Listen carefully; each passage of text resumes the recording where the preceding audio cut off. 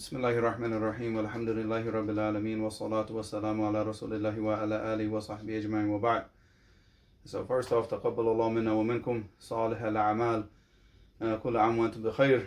Hope everybody had a good Eid and enjoyed the time with their family, and also enjoying these days of Ayyam al-Tashriq, the days of dhikrullah, and drinking and eating and drinking and remembering Allah. And so inshallah, I will try to continue. And hopefully, by the permission of Allah, is the situation that Allah subhanahu wa ta'ala gives me ease, that inshallah I can continue on and be more consistent with these videos, inshallah, about all that's going on. Because obviously once I finish these, going through the whole time in Yemen, the time in Saudi Arabia, I mean, I don't know how long it's going to take.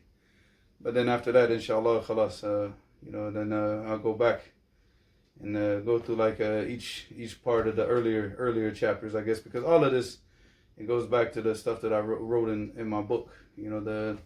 Obviously this what I'm going through now, talking about Yemen and everything. This is more like along the lines of volume 2, the second part, or part 2, that hasn't come out yet. So inshallah khair. But so the last time I talked about the Ramadan, the first Ramadan in Yemen.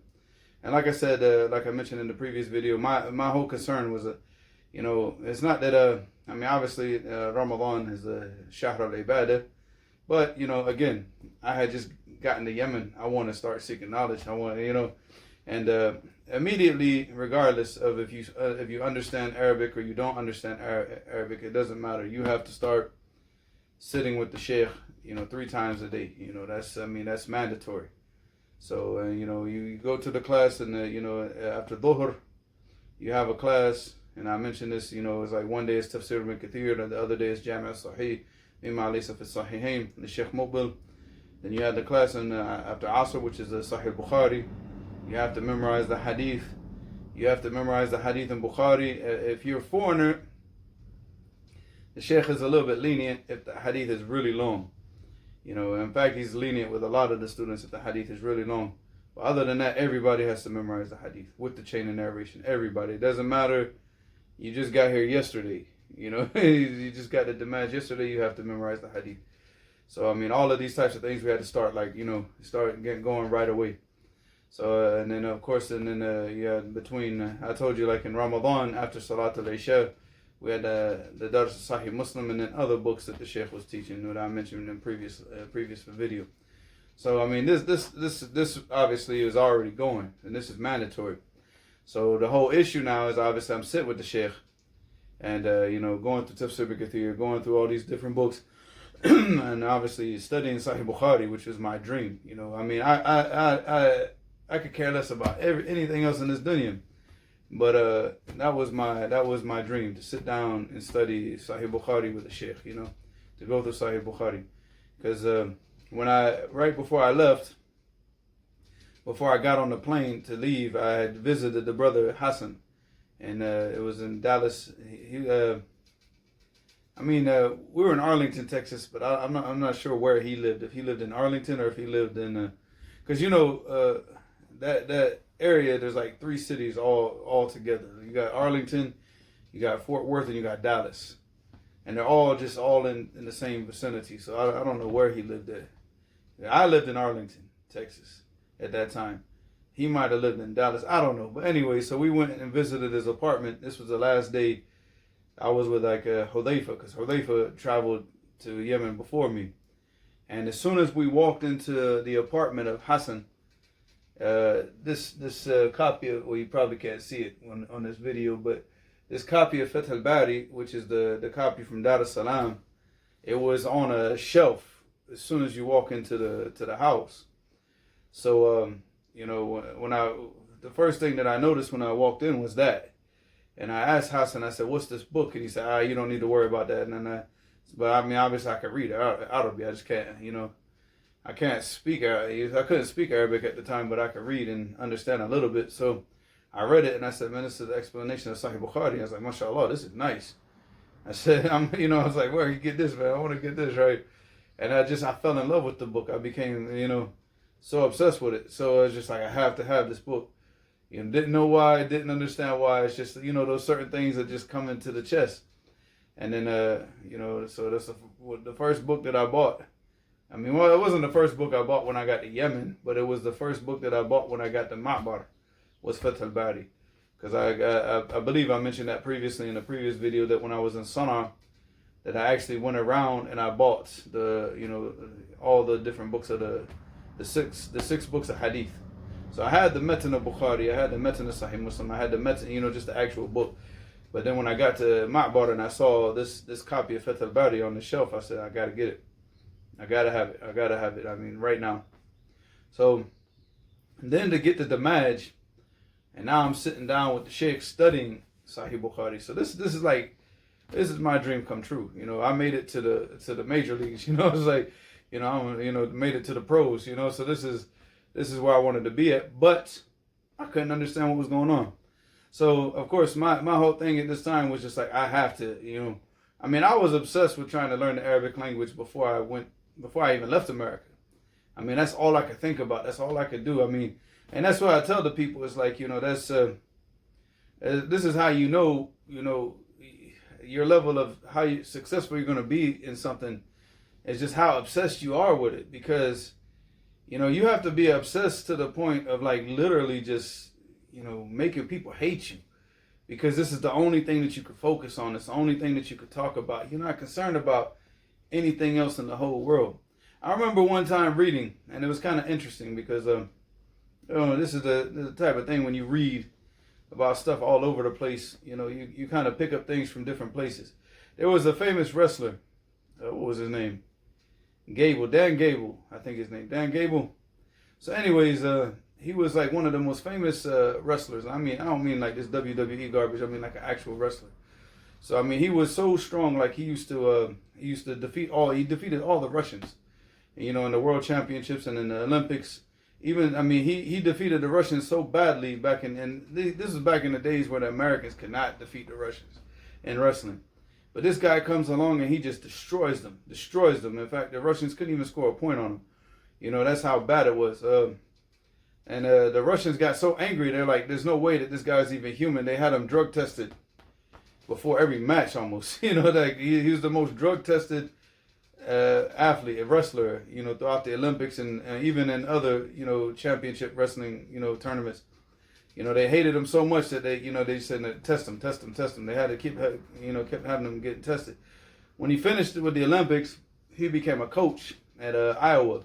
And of course, anybody that knows about wrestling knows that Iowa is like the wrestling capital of America, right? It's like the number one, and back in those days, it specifically was the number one school. So this is the interesting thing about his story, is that when he became the coach, he said that when he used to recruit, he would recruit like wrestlers from different high schools around America, state champions and stuff like that. And he used to ask them, he said, do you have, what's your hobbies outside of wrestling? And if they said, oh, you know, I like to do this or I like to do that. So if they mentioned anything other than wrestling, he wouldn't recruit them. He would, you know, and the people were like, how are you not going to recruit this guy? He's a state champion. He's, you know, he went undefeated through high school, you know, all these types of things. He said because, you know, wrestling is not his only focus. He's got other hobbies. He said, I only want the person, you know, I'm only going to recruit the person that, you know, where wrestling is his sole focus. You know, and those are the people that are successful, because he wanted to recruit somebody like him. He was obsessed with that. That was his obsession. He had no other hobbies. He didn't have other things that he was trying to, you know, go out and do. This was his thing, and that's how he became so successful. The dude went undefeated through high school and college. He lost his last match in college. You know, he was undefeated through his whole 4 years in college until the last match. He lost the very last match. And then he went undefeated through the Olympics, you know, so, but that's the mentality of a person who is not just trying to basically survive something or just try to be, you know, or try to find some type of success. He is trying to be better than everybody else. He's trying to get ahead of everybody, you know, and because it's his obsession. So it's the same thing, you know, with the Arabic language. That became that type of obsession, where it's like, I had no other desires for anything else, you know. I eat whatever you put in front of me. Like food, it wasn't like, oh, I have to have this, I have to have this. I just eat whatever's on the plate. You know, like I mentioned in Los Angeles, I was just eating plain beans, maybe with some ranch dressing on them, you know, so and some ramen noodles with an egg and hot sauce. You know, that was like almost every day my food, and every day I loved it. I loved eating it. I looked forward to that type of stuff. You know, and in Yemen, the same type of thing. In Yemen, I would eat the same thing every single day. I mean, in Yemen, I probably, not in Damaj, because in Damaj, I was like formulating my diet. Like in Damaj, you just eat whatever you could get.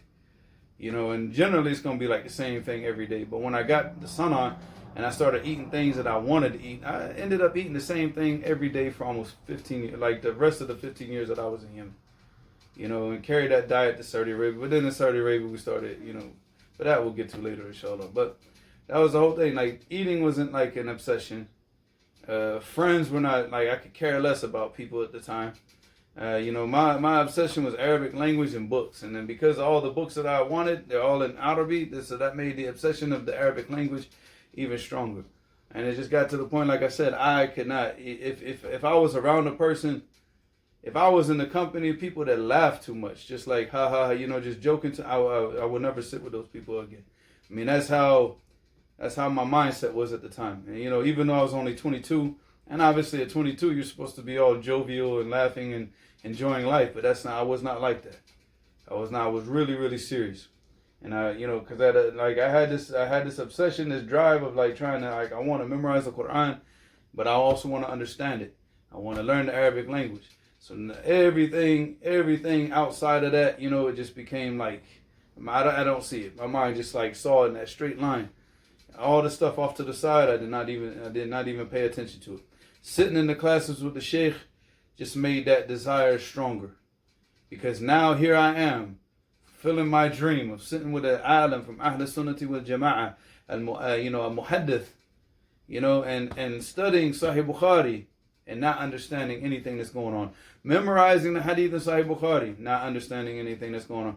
And as I explained to you guys before, that my obsession with the Arabic language was so strong that at that point, once I set my mind on learning the Arabic language, I did not ever use an English translation. So it wasn't like plus we didn't have phones, you know, there was no internet. We had no internet, you know, for like the first 3 years I was in Damascus, there was no internet. You know, then they started getting the internet like in the last year that I was there in Damascus, you know, because it just, and even then the internet, we didn't have like, you know, internet on our phones or nothing. None of that stuff existed back in those days. This is 2000, right? So, you know, nobody even had phones. I mean, so we couldn't just like go and just type in like, you know, Sahih Bukhari and look up the translation of a hadith or we couldn't do that, you know. So either one, you had to travel with that big, you know, Dar es Salaam translation of Sahih Bukhari, or two, you have to learn the Arabic language, you know. So obviously I was on option number two. You just gonna have to learn the Arabic language and you have to understand the hadith, period. That's it. There's no other way around it.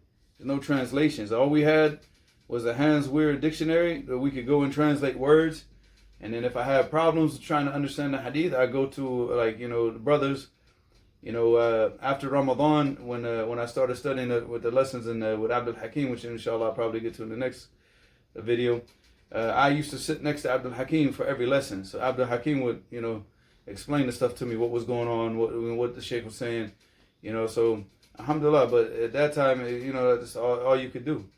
You could just go try to translate the, you know, go up and look through the dictionary and try to understand the hadith to the best of your capabilities. You start to write the words in a notebook and try to memorize them. And as you go along, you start to get, you know, where you start to memorize more and more. Because you're memorizing the hadith. You're also, you know, memorizing Quran every day. You're memorizing this hadith every day. You're listening to the sheikh every day. You're trying to understand them. So alhamdulillah, you know, it starts to push that progress, you know, a lot faster. But it's like every single day just felt so long. It felt so long. So, you know, and then right before, and then this is like right around the time of Ramadan, right when it finished. And I don't know if I mentioned this in the previous lesson or not, but like basically what I did, like right in the days like this, like these days right now, these days are Eid, you know, the Ayyam al-Tashriq, right? You know, what I did is I took a notebook, and I wrote, because we didn't have any calendars or anything like that, so I actually wrote out a calendar for 8 months. Because in my mind, I said, I have to understand the Sheikh. I want to be to the point of understanding the Sheikh within 8 months. And I wrote out the calendar from that date, from the date after Eid, like all the way for 8 months. And I taped it on the wall in my room once I had my room. And so I had these 8 months. And then one day this was right before we started the lessons in the Arabic language, or it might have been after we started it. I can't remember. So Abdul Hakim was in my room. He was sitting down and just giving me advice and everything. And I showed him. I said, you see this on my wall? And I said, I put 8 months. I said, so you got, I looked at Abdul Hakim. I said, you got like 8 months to get me speaking Arabic. And Abdul Hakim was like, yeah, I can only teach you. It's you have to work. I said, listen, man, I'll do my part. You do your part. 8 months. That's what we got. 8 months. And I want to understand the Sheikh in these 8 months.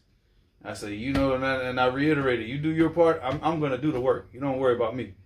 Just worry about you. You worry about your teaching and making sure that you keep pushing and pushing and pushing. Now, that was my point. I know he's going to teach. But I'm saying, like, because I was that person, you got to just, I get bored with stuff. If it's too easy, I'll get bored with it. So that's why I'm trying to tell him, like, you have to just keep it coming. Don't let up. For these 8 months, don't let up. All right, we're rolling. That's it. And then, so Alhamdulillah, obviously I didn't even finish the 8 months and I'd already ripped the calendar off the wall once I could understand the Sheikh. But Alhamdulillah, it was, like I said, it was that obsession. That obsession of trying to understand the Sheikh and understand what's going on. I couldn't sit in all the other durus. So I'm watching all the other students, all the other American brothers, they're taking, because on Jumu'ah, on Laylat al-Sabt, so that night, because obviously in Islam the night is before the day, so Laylat al-Sabt, and then the next day is Yom al-Sabt, right? So on that night, on Laylat al-Sabt, they used to have the announcements of all the new classes that were opening up. So you sit here and you hear this stuff. You hear like Durus and Bulugh al-Maram, especially after Eid. After Eid al-Adha, once the Durus start opening up, it's because you got between Eid al-Adha all the way up until Ramadan. So you got this 8 month, 8.5 month, just of nothing but studying. Because the durus don't even stop. It's not like durus are stopping for Ramadan, but they slow down. Because people are going to go back and visit their villages, so the number of students will start to decrease during the times for Eid. So that's the case, So you might be with a student who's teaching the class, and the class stops because he traveled back to his village to go visit his family. So, but that period right after Eid al-Adha it's on. This is study time. So all the students in knowledge, they're waiting for like what durus are going to start up. So there's always like these types of rumors. Oh, Fulan is going to start this dars, because that's that period, that 8.5 month gap where he could start a big book and finish it, or start like a silsila, like a chain of different books and finish them before Ramadan. So that was the whole point. So you start to hear these durus start to open up. You're going to hear like Bulugh al-Maram, you're going to hear the Sharh of al-Tahawiyya, you're going to hear Fath al-Majid, you're going to hear, all these different durus starting.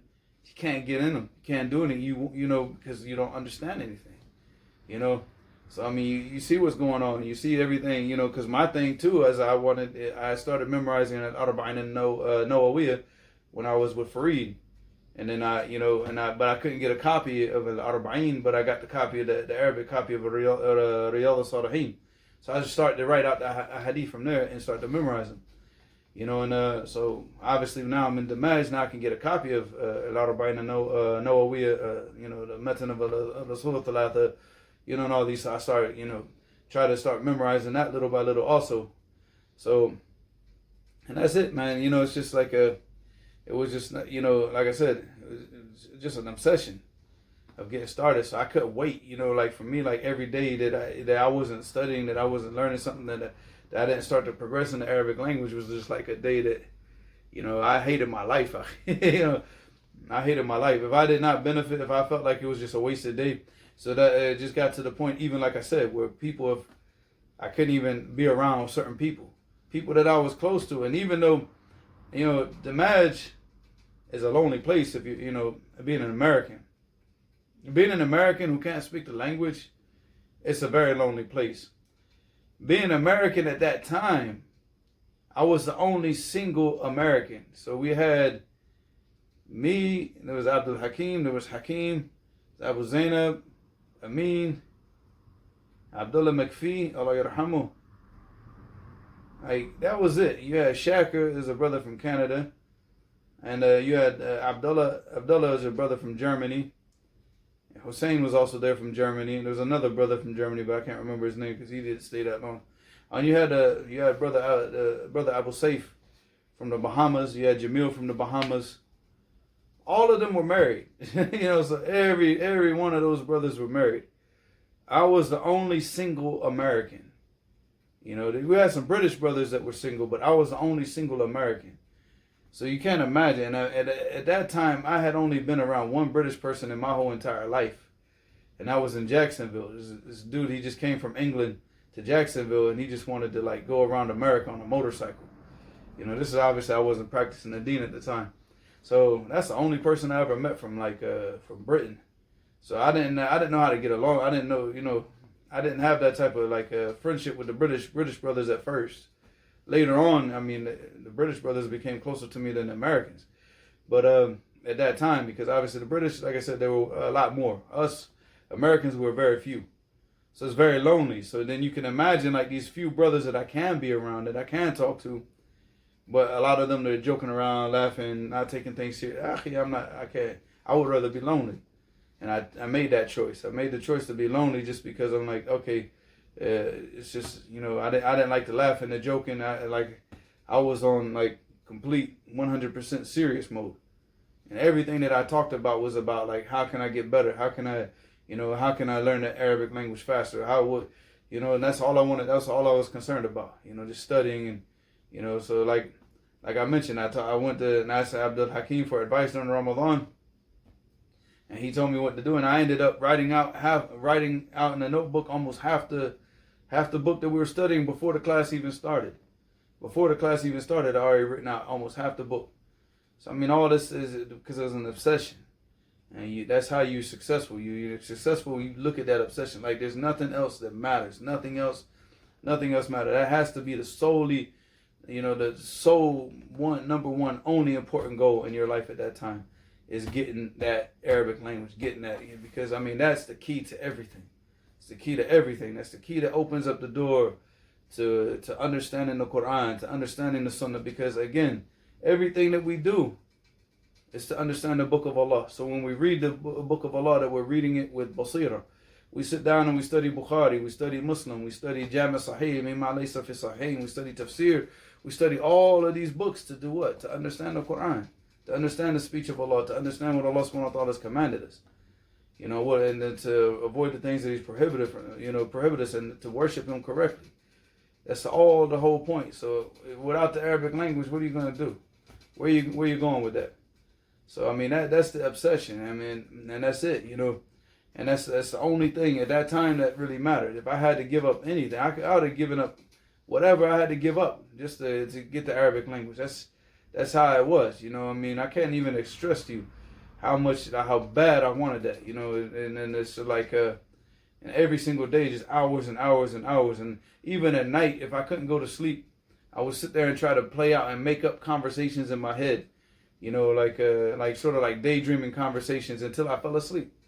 Even I will force my mind to speak in Arabic, even when I was just in this little pre-dream phase. So, like I say, because that's the thing.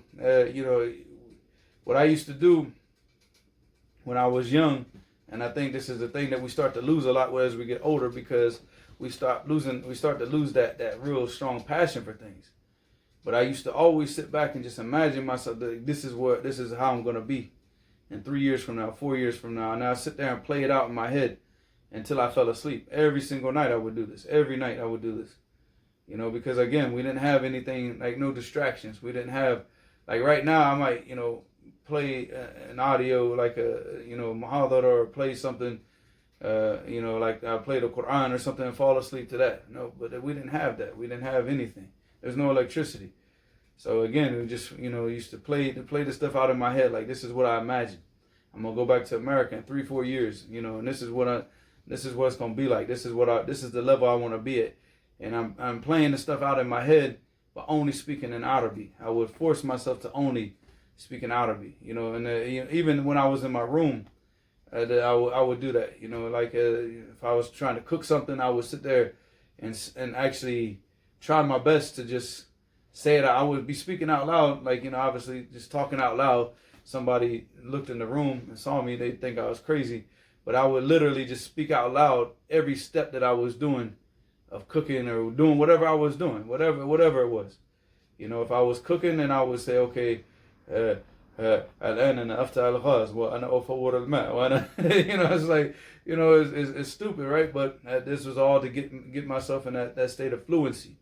Because the one thing I didn't like when I spoke Arabic, I wanted to get to that point of speaking to where I didn't have to think what the next word was going to be.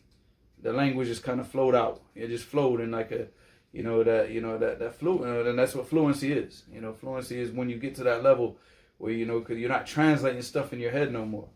You're just speaking. It's just coming out. And I was like, you know, but again, it's just me forcing myself to get to that level because I couldn't stand it. I couldn't stand having to pause and think and try to translate in my head and try to find a word, and, you know, and it drove me crazy. So again, I would just sit there and just practice like that, you know, just speaking out in the room, just saying things like this, and just taking the conversations from the book and just reading them over and over again, you know, dozens of times, hundreds of times, or whatever. Reading a page of the Quran 500 times, everything just to keep the language going. Everything was, I would do it out loud with a voice. So that's the obsession. That's the, you know, so this is what you have to be like. This is where you have to be. If you're not like that, I mean, you know, as long as you work towards something, you're always going to meet some level of success based on the amount of effort that you put into something. And for me, I didn't want to go. I didn't want to go from here to here. I wanted to go from here to here. You know, I was at that time barely, like I said, I couldn't hold a conversation in Arabic. I could say certain things and get my point across in a few words, but I couldn't have a conversation with anybody. But I was already going to, like, the brother Abu Zainab, and one time I remember he had the sharh, the explanation of the mu'allaqat, which is the poetry from Jahiliyyah, sitting on the floor. And I said, are you using this? Are you reading this? And he said, no. He said, can I borrow it? He said, this is way too advanced for you. I said, don't worry about that. You know, let me worry about that. And I never looked at the book. Sometimes I would take it and I would flip through it. I didn't take the book to read it. I knew that I couldn't understand the book. I only took it for motivation.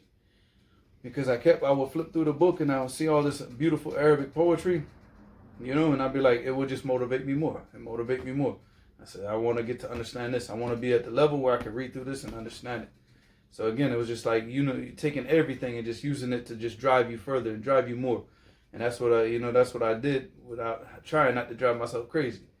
But I mean, it's just a matter of, like I said, it's a matter of going from here to way up here, not just wanting to take, but, you know, taking the baby steps along the way, but, you know, taking the appropriate steps and the appropriate, you know, going through the appropriate stages and progression.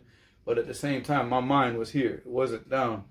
You know, all of this is just a part of the path, you know, things that I have to go through. But my mind was really way up here, like trying to get here. I wanted to just be stronger than everybody, you know, everybody. I didn't want any American to say that he knew Arabic better than me. That was my mindset. And I was ready to work however many hours a day that it took to get to that point. You know, Allahumma sta'an. Yeah, so inshallah we'll stop for here for today, inshallah. And hopefully in the next one I'll probably speak about, you know, the class with Abdul Hakim and just the lifestyle, you know, just the life in Damascus, inshallah. Wa ila huna subhanaka wa bihamdika ashhadu an la ilaha illa anta astaghfiruka wa atubu ilayk.